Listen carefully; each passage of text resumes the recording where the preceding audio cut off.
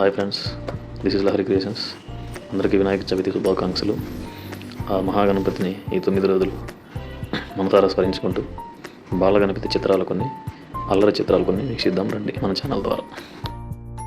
పార్వతీమా మరియు శివుడుతో హిమాలయాలలోని కైలాస పర్వతంలో మంచుతో కప్పబడి మెరుస్తున్న శిఖరాలు సూర్యకాంతిలో వెండివల ప్రకాశించేవి. అక్కడి అడవులు పక్షుల గానాలతో, జలపాతాల స్వరాలతో, బాలగణేశుడి నవ్వులతో నిండిపోయేవి.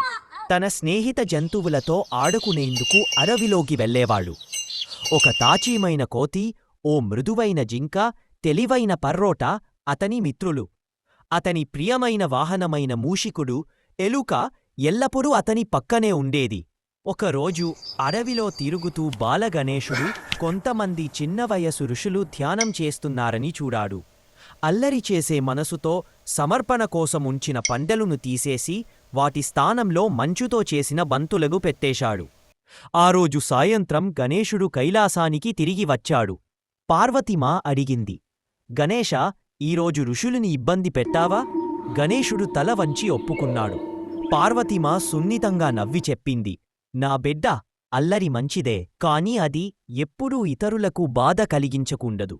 శివుడు తన కుమారుడి తలపై చెయ్యి వేసి అన్నాడు, గణేశా, నీవు జ్ఞానస్వరూపుడివి. అల్లరి గొప్పది అవుతుంది అది దయగా మారినప్పుడు. ఓం గాం గణపతయ నమో నమః. Light the beat, feel the mantra flow. Little Ganesh, playful and wise, trunk swings with cosmic surprise. Remover of obstacles, guide our way. In every rhythm we hear you sway.